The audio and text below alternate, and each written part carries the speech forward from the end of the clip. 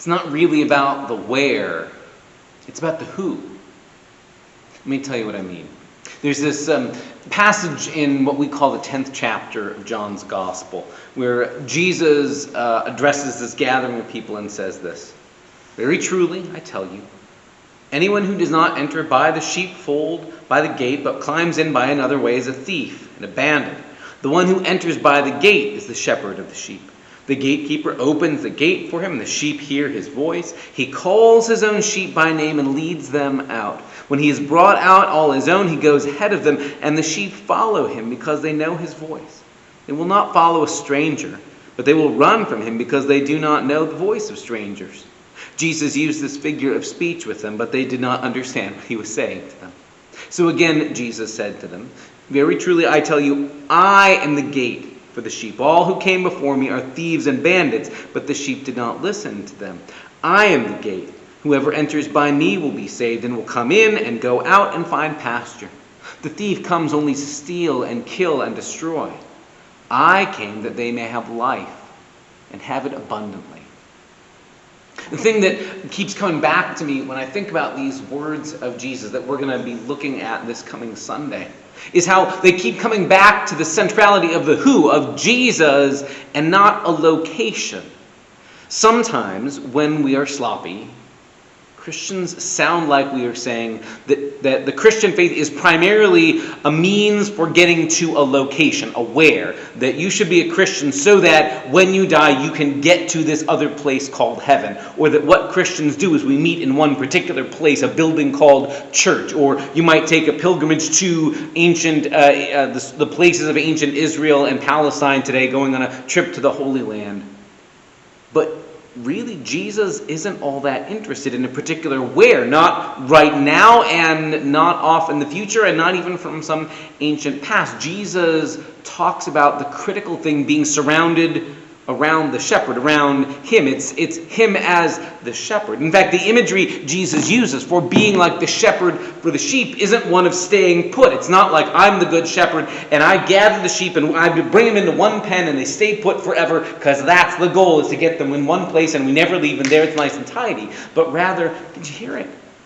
I'm the good shepherd and I will gather the sheep, and they'll come in and go out with me, and I'll lead them, and they'll go where I go, as if the thing that really matters is being by the shepherd, not in a particular street address or a particular physical location. It's about being where the shepherd is. That's what it really is to be a follower of Jesus. It's even there in the language, right? The followers of Jesus assumes Jesus is moving and we're going where Jesus goes, not Jesus is stationary and in one place and we only get to that location and then we're sort of home free, we stay there forever. Jesus is constantly on the move. I mean, that's the other thing about how shepherding works, right? Especially in a culture like Jesus lives in, where you're not talking about big factory farms or animals just stay in a barn and never move or see the light of day, but stay inside enclosures all the time. You're talking about a shepherd who goes from pasture to pasture to pasture, and the sheep go where the shepherd leads them. And sure, from time to time, that will mean bringing them into an enclosure for the night or to a barn or something like that, but that's not all the time. Sometimes the message that we church folks send to the world is that being a Christian is primarily a means to an end. You follow these rules, you pray this prayer, believe these facts about God, you trust in these things about Jesus in order to get somewhere else, in order to get to a location, a where, get to heaven, get to glory, get to paradise, whatever. When Jesus talks about it differently, Jesus instead pictures it as right here and now, I invite you to follow me, to go where I go. And sure, that means beyond death, yep, you'll be with me wherever I am there. But even now, I have come for you to have life in abundance and to go where I go, to do the things I do, to experience life the way I invite you to share it. Which makes a whole lot more sense about what we do in this life here and now. That we're not just a club of people waiting to die so we can get somewhere else where the pastures are greener, but we go where Jesus leads us now, to do the kinds of things Jesus is up to. Now, so sometimes, we gather inside spaces like this, but not all the time. In fact, our calling is to leave these walls, to leave the pews behind and the hymnals and the altar and the prayer books and all that, so that we can go out into the world where Jesus keeps showing up. And after all, that's what the Christian faith says too, that Jesus isn't limited inside walls or one location. He's not just waiting for us up in heaven, but is loose in the world and leads his followers to do things that express the love of God and the reign of God. So yeah, we'll be led out from this place to feed hungry neighbors when we bring meals to homeless families in our community. Or when you take the time to talk to a stranger who really needs somebody to talk to just to listen to them. Or when you make the effort to go visit somebody who's in the hospital or a nursing home or recuperating at home from surgery and just needs your presence. Or when you take the time to pray with somebody, when you take the time to offer comfort for somebody. We're led in all sorts of places that aren't inside church walls to go where Jesus goes, to be the kind of presence Jesus is. It means we're not always and only going to be surrounded with other churchy folk, but exactly like Jesus, to go among anybody and everybody, letting them know they're beloved of God too. In the end, the Christian faith isn't about a where, it's about a who.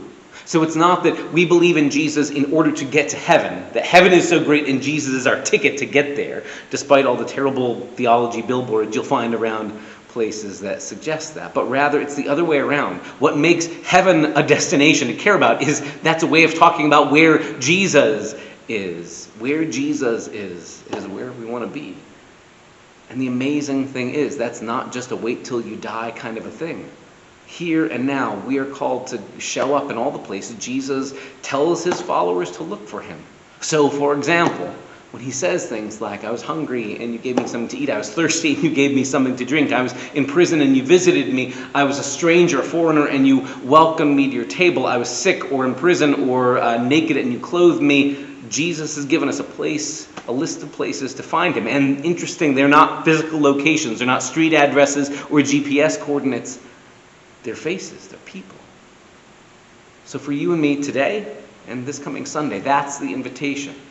How can we have our eyes open to look, where might Jesus be leading us? So that my goal as a Christian isn't just to hunker down in one holy looking place and stay there, but rather, how do I go where Jesus the shepherd leads? And to come in and go out like he talks about where he leads, knowing that around the shepherd is the best possible place to be, regardless of what the street address or the GPS coordinates are. That's the conversation we're having this Sunday. We want you to be a part of it too. Join us then as we take a look at John 10 and Jesus, the Good Shepherd. See you Sunday.